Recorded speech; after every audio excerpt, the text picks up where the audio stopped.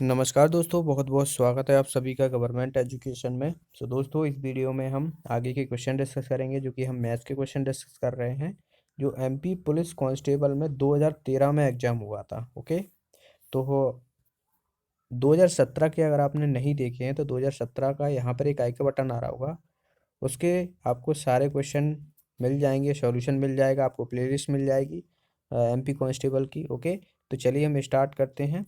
देखिए, first question की तरफ बढ़ते हैं। यहाँ पर इसमें क्या बोला गया है कि राकेश की वर्तमान आयु रमेश की आयु का 2/3 है।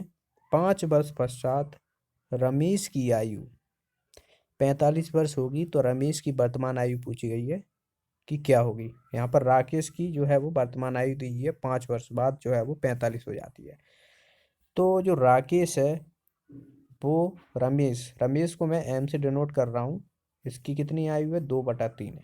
ठीक है, अब जो राकेश है उसकी 45 वर्ष है, जो कि 45 वर्ष कब हुई है, 5 वर्ष पश्चात हुई है। तो जाहिर सी बात है, जो वर्तमान आयु होगी राकेश की वो कितनी होगी, 40 होगी, क्योंकि ये तो 5 वर्ष पश्चात की दी हुई है, तो 45 हो रही है, तो 40 वर्ष जो है ये वर्तमान आयु होगी। तो ये हमें जो है वर्तमान आयु दी है, तो मैं यहाँ पर 40 रख सकता हूँ इसको। ठीक है, तो यहाँ से देखिए ये 40 आ जाएगा, इसकी जगह 2 से ये कितनी बार चला जाएगा, 20 टाइम्स, और 3 का मल्टीप्लाई हो जाएगा 20 में, तो m = आ जाएगा 60।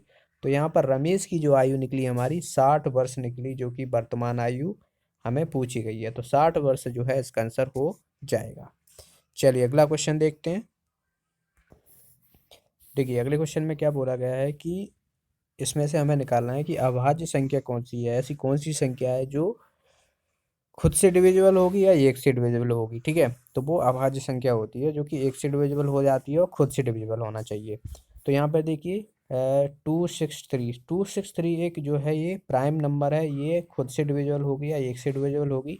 ठीक है, तो इसका आंसर तो हो जाएगा फर्स्ट ऑप्शन। वहीं अगर देखा जाए तो 323 है, तो इसको देखेंगे तो 19 से ये कट जाता है। देखिए 19 एकन 19, तो यहाँ पे बचेगा 133, और 7 से कट जाएगा 133, तो ये जो है वो डिविजिबल है। ये 19 का जो है वो स्क्वायर है।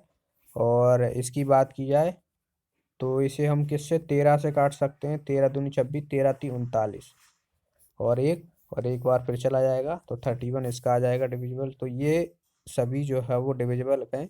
263 जो है इसका आंसर हो जाएगा। ये एक अभाज्य संख्या है, तो ये ऑप्शन इसका आंसर हो जाएगा। चलिए ये वाला क्वेश्चन देखते हैं। देखिए इसमें क्या बोला गया है, हमें इसका मान निकालना है और पावर दी हुई है इसकी नेगेटिव में है। तो जाहिर सी बात है, जब भी आपको पावर नेगेटिव में दी हुई हो तो इसको बटे में ले लिया, यानी 1 के बटे में कर लिया करो। तो 27 की पावर 2/3 हो जाएगी। इसी तरीके से मैं इसको 64 को नीचे ले लेता हूँ, तो 2/3 ही हो जाएगा। अब हम इसको देखिए, इसको 9 इसको हम किससे कट सकते हैं, तो 3 × 9 9 × 27, तो 3 की पावर 3 हो जाएगी। ठीक है, और इसकी पावर यहाँ पर 2/3 लगी है, तो 3 से 3 तो ये कट जाएगा, तो ये कितना बच जाएगा, 3 × 9, तो इसका जो आएगा हमारा 1/9 आएगा।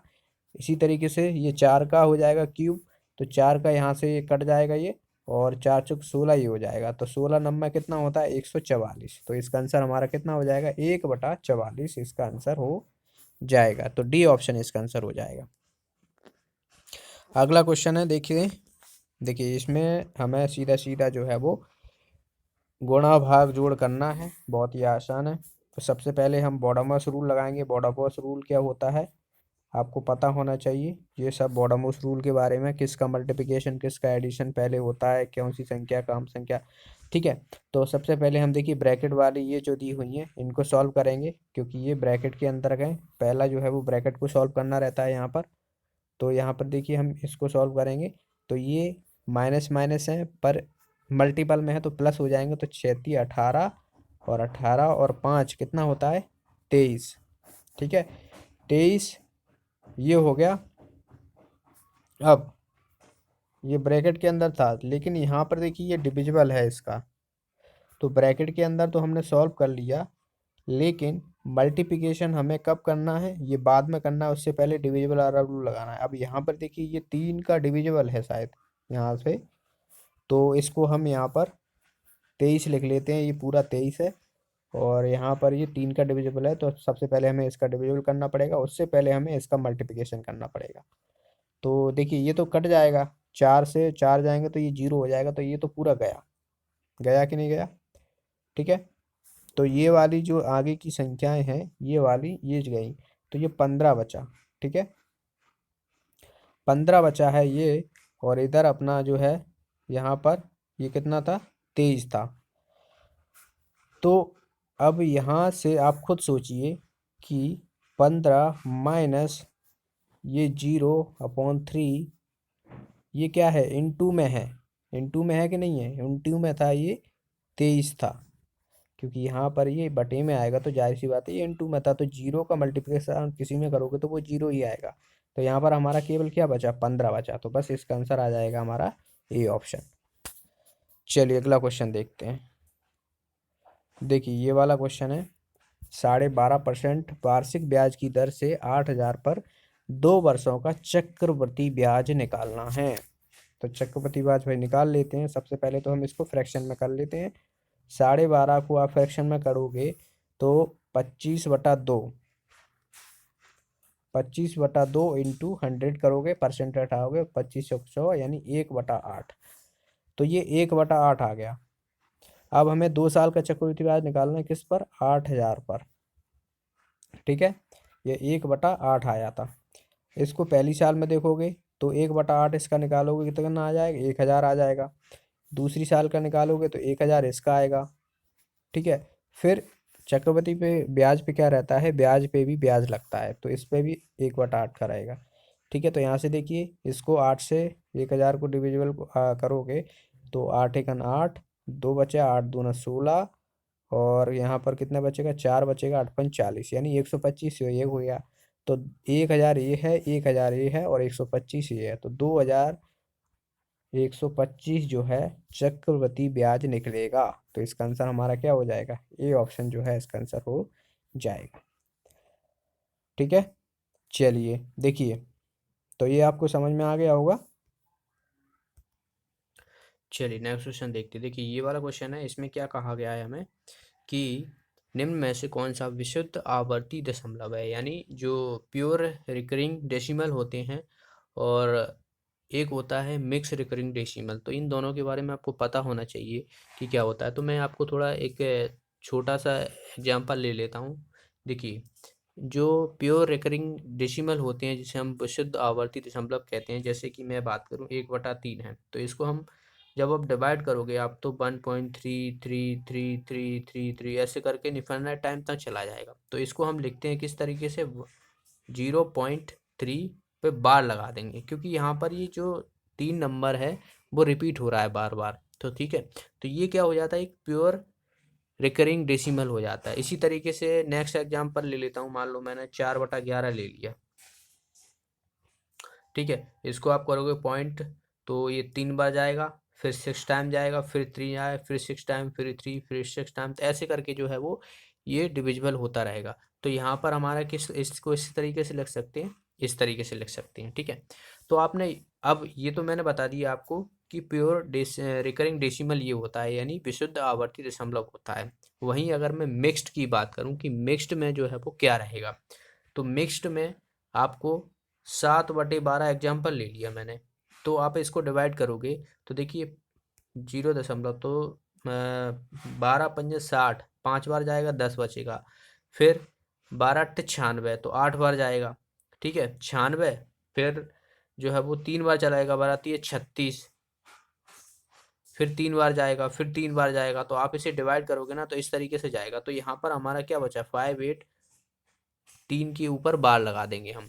तो ये क्या है, मिक्स्ड रिकरिंग डेसिमल होता है। यहाँ पर ये मिक्स्ड आया है, ये भी आया है, लेकिन प्योर रिकरिंग डेसिमल जो था उसमें पूरे पे एक पे ही आता था। चाहे वो 3636 आ रहा है तो 36 पे लगेगा, 33 आ रहा है तो 3 पे लगेगा, 44 आ रहा है तो 4 पे लगेगा। ठीक है, यहाँ पर ये भी मिक्स है पर इन पे नहीं लग रहा है, लेकिन बार जो है वो इस पे लग रहा है। तो ये क्या है, मिक्स्ड मिक्स्ड जो है वो रिकरिंग है। अब देखिए आपको एग्जाम्पल बहुत ही, अब देखिए ये पहला एग्जाम्पल दिया हुआ है तो ये कौन सा हो जाएगा, मिक्स्ड हो जाएगा, क्योंकि यहाँ पर जो है वो पूरे पे नहीं लगा है। ये भी मिक्स्ड हो जाएगा, ये भी मिक्स्ड हो जाएगा। लेकिन जो लास्ट वाला ऑप्शन है ये विशुद्ध आवर्ती दशमलव होगा, क्योंकि अगर आप इस पे बार नहीं लगाओगे तो 1 4 2 8 5 7 फिर से स्टार्ट हो जाएगा, 1 4 2 8 5 से 5 7 फिर से इस तरीके से चल रहा रहेगा। तो ये बार बार रिपीट हुई हैं संख्याएं, तो इसीलिए जो है इन पे बार लगा दिया गया है। उससे पहले कोई भी संख्या नहीं है, तो ये जो है वो प्योर रिकरिंग डेसिमल हो जाएगी संख्या। ओके, तो इसका आंसर क्या हो जाएगा हमारा, डी ऑप्शन हो जाएगा। तो ये सब मिक्स हो जाएंगे, ये जो है वो सिंगल बचेगा। चलिए अगला क्वेश्चन देखते हैं। देखिए इसमें ये वाला हम कहा गया है कि -100 -20 -80 और जीरो में से अधिकतम कौन सी है। तो ये तो बहुत ही आसान है, इसकी क्या हो जाएगा, जीरो जो है वो सबसे अधिकतम संख्या होगी इसका, क्योंकि ये तो माइनस में है ना। आपने देखा होगा कि जीरो से कोई संख्या स्टार्ट होती है, 1 2 3 4 5, इधर जो है वो -1 -2, ठीक है, -3 ऐसे चलती है, तो ये जीरो से छोटी होती हैं, तो ये सब ये माइनस में दी हुई हैं, तो जाहिर सी बात है जीरो जो है वो सबसे बड़ी होगी। तो इसका आंसर हमारा हो जाएगा फोर्थ ऑप्शन। चलिए अगला क्वेश्चन देखते हैं। देखिए ये वाला क्वेश्चन है, ये तो आपको यहाँ पर PQR का मान निकालना है। इसे तो आप ऑप्शन से भी वेरीफाई कर सकते हो, अगर ऑप्शन से नहीं कर रहे हो तो वैसे ही देख लेते, बाकी आप ऑप्शन से लेके चलोगे तो ज़्यादा आसान रहेगा। जैसे कि बात की जाए तो पहला हम पीछे से, जाहिर सी बात है कोई भी संख्या घटाते हैं तो हम पीछे से जो है वो घटाते हैं, तो मैं अब Q का मान लेके चलूँगा यहाँ पर पहले। तो Q का मान देखिए यहाँ पर सब में 3 दिया हुआ है, PQR दिया हुआ है, तो बीच वाला जो मान रहेगा वो 3 है, ठीक है। तो यहाँ पर मैं 6/3 कर दूंगा तो मुझे 3 मिल रहा है, तो 1/8 यहाँ पर कितना मिलेगा, ये माइनस चल रहा है, ठीक है, माइनस चल रहा है, तो यहाँ पर ये क्या है, R है। तो आप देखिए यहाँ पर मैं इसको P16338 माइनस यहाँ पर R है और यहाँ पर 1 है, तो ये हमारा जो है Q तो आगे हमारा 3 हो गया। तो अब मैं क्या करने वाला हूँ, R यहाँ पर मुझे निकालना है। तो R निकालने के लिए आप खुद सोचिए कि यहाँ पर 1 है, तो इसमें से मुझे 1 हासिल लेनी पड़ेगी, तो ये कितना हो जाएगा, 11 हो जाएगा, और 11 में से 8 जाएंगे तो बचेगा कितना, 3 बचेगा। तो यहाँ पर Q हमारा आ गया 3 और R अभी हमारा आ गया 3। तो देखिए लास्ट एक ही ऑप्शन ऐसा दिया हुआ है जिसमें 3 और 3 दिया हुआ है, Q और R की वैल्यू। बाकी आप P की यहाँ से निकाल सकते हो। अब यहाँ पर कितना है, 1 है, तो जाहिर सी बात है यहाँ पर कितना होना चाहिए, 9 होना चाहिए, क्योंकि 9 में से 1 गया तो ये 8 बचा है, और 8 में से 7 जाएंगे तो 1 बचेगा। तो बस ऐसे भी आप समझ सकते हो, तो इसका आंसर आ जाएगा हमारा बी ऑप्शन। चलिए ये वाला देखिए, ये वाले क्वेश्चन में क्या बोला गया है कि हमें यहाँ पर संख्या दी हुई है 4 6 0 4 3 6 में दोनों 6 के स्थानीय मानों का अंतर पूछा गया है कि स्थानीय मान हमें निकालना है, जो प्लेस वैल्यू रहती है वो निकालना है। तो प्लेस वैल्यू बहुत ही आसान है, आप निकाल सकते हो। देखिए कभी भी कोई भी संख्या दी हुई हो और उसकी प्लेस वैल्यू आपको निकालने को कहा जाए एक डिजिट का, जैसे कि यहाँ पर 6 का कहा गया है, तो 460436, तो यहाँ पर ये है दो संख्याएं दी हुई हैं और इनका अंतर हमें निकालना है। तो इसमें क्या करना रहता है कि जो आपकी ये वाली संख्या है और जो बाकी की बची हुई संख्या को, इनको क्या करना है, आपको सिर्फ जीरो कर देना है, ठीक है। बाकी की 4 बची हैं तो इनको जीरो कर दिया, तो ये एक हमारी जो है ये संख्या आ गई। उसी तरीके से जो लास्ट की है, अब इसके पीछे तो कोई संख्या है नहीं है, तो इसको 6 ही रहने देंगे। तो बस ये 6 यहाँ पर कितना हो जाएगा हमारा, ये 4 है, तो ये हो जाएगा 60,000 में से आपको 6 घटाना है बस, तो वही हमारा अंतर आ जाएगा। तो 60,000 में से जब आप 6 घटाओगे तो ये 49995, तो इसका आंसर क्या हो जाएगा हमारा, बी ऑप्शन हो जाएगा। बहुत ही आसान सा क्वेश्चन था। चलिए ये वाला क्वेश्चन देखते हैं। देखिए इसमें क्या बोला गया है कि एक दुकानदार एक वस्तु पर क्रय मूल्य से 20% अधिक अंकित करता है, यानी जो मार्क ऑन आर्टिकल प्राइस, ठीक है, आर्टिकल की जो प्राइस है उस पर क्या करता है, 20% अधिक कर देता है और 5% की छूट देता है, तो उसको लाभ प्रतिशत कितना होगा। मैंने माना कि उसे जो वस्तु मिली थी वो 100 रुपये में मिली थी, ठीक है, 100 रुपये में मिली थी, और उसने क्या किया है कि ये 100 रुपये ना, 100 रुपये की उसने जो है वो, मान लो कागज की चिट लगी है, ठीक है, उसने हटा दिया और उसकी जगह जो है वो इसका 20% बढ़ा के नहीं जो है वो उस पर चिपका दिया। तो 20% जब आप इसका बढ़ाओगे तो कितना हो जाएगा, 120, ठीक है, 120 जो है वो अब उसने रेट चिपका दी कि 120 रुपये की है भाई, ये खरीदी तो उसने 100 रुपये की थी। अब अब जो 120 रुपये की जो अंकित किया है उस पर उसने 5% की छूट दे दी, दिखाने के लिए, कस्टमर को बेवकूफ़ बनाने के लिए कि भाई देखो 120 क्या है, मैं तुम्हें जो है वो 5 रुपये की जो है वो इस पर छूट दे रहा हूँ। ठीक है, तो यहाँ से मैं 120 में जब 5% की छूट देता हूँ तो यहाँ से जीरो ये कट जाएगा। ठीक है, यहाँ से 2×6 = 12, 2×5 = 10, यहाँ से 5 से चला जाएगा, 5×1 = 5, 5×9 = 45। ठीक है, तो ये 60 और 9×6 = 54। तो यहाँ से देखिए ये कितना आ जाएगा, 111, यानी 114 हो गया ये। ठीक है, अब आप सोचिए 114 की जो है ये बेच रहा है 5% की छूट देने पर, लेकिन अब पूछा गया है कि उसे लाभ कितना हो गया। लाभ हमें किस पे निकालना है, जो 100 रुपये में उसने खरीदी थी, जो 100 रुपये में खरीदी थी उस पे निकालना है। तो यहाँ से देखिए 100 रुपये में खरीदी थी और 114 रुपये की बेच रहा है, तो उसे 14% का जो है वो लाभ हुआ है। तो बस यही हमारा आंसर आ जाएगा, 14% जो है इसको लाभ हुआ है। तो बी ऑप्शन इसका आंसर हो जाएगा। ठीक है, अगला क्वेश्चन है यहाँ पर, देखिए इसमें क्या बोला गया है कि लीस्ट प्राइम नंबर, लीस्ट यानी जो सबसे छोटी, जो हमारी प्राइम नंबर पूछा गया है कि सबसे छोटी प्राइम नंबर क्या होगी। तो आप सोचिए क्या हो सकती है प्राइम नंबर, सबसे छोटी प्राइम नंबर।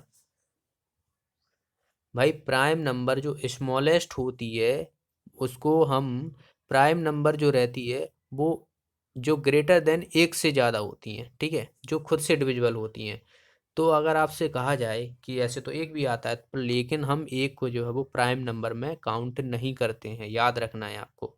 ठीक है, तो अगले की क्या बचेगी, दो आएगी, क्योंकि दो जो है वो ये प्राइम नंबर है। तो स्मॉलेस्ट प्राइम नंबर आपसे पूछ लिया है तो 2 है, 3 है, 5 है, 7 है, 11 है, 13 है, 17 है, 19 है, 23 है। तो ये क्या होती है, ये प्राइम नंबर होती है। एक को कभी भी प्राइम नंबर नहीं कहा जाता है। एक से जितनी भी बड़ी संख्याएं जो होती हैं उनको प्राइम नंबर कहते हैं, जो कि जैसे कि यहाँ पर 2, 3, 5, 7, 11। ठीक है, तो इसका आंसर क्या हो जाएगा हमारा, सी ऑप्शन जो है इसका आंसर हो जाएगा। ठीक है, तो आज की इस वीडियो में यहीं तक रहने देते हैं। अगले वीडियो में अभी बहुत सारे क्वेश्चन हैं यहाँ पर देखिए, तो लंबा वीडियो हो जाएगा। तो बाकी के आगे के जो क्वेश्चन हैं वो अगले वीडियो में कवर करते हैं। ठीक है, तो आज की इस वीडियो में इतना ही। वीडियो अच्छा लगा तो वीडियो को लाइक कीजिए, शेयर कीजिए। बाकी वैसे कितना बचा है, 1, 2, 3, 4, 5, 6, 7, 8, करीबन 10-12 क्वेश्चन बचे हैं, तो इसको हम नेक्स्ट वीडियो में कर लेंगे। ठीक है, तो वीडियो को लाइक ज़रूर करना, क्योंकि लाइक से आपसे पता पड़ता है कि आपको अच्छा लगा, वीडियो समझ में आया। तो लाइक करना ज़रूरी है, तो लाइक करना बिल्कुल ना भूलें, और साथ में अपने फ्रेंडों के साथ शेयर करें।